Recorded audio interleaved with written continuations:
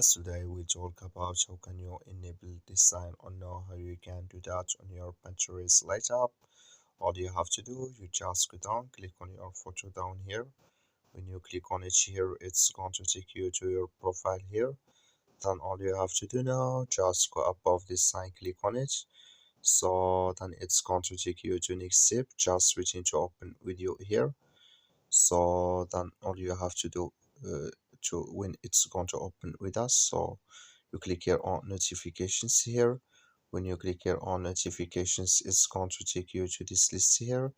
Then you click here on by push notifications.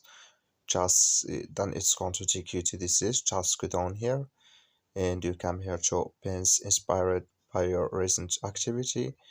Just clicking this sign here. Then like you see this color show for us, that's been enabled with us now. That's all you have to do. Thank you for watching. Don't forget to support us by liking, subscribe.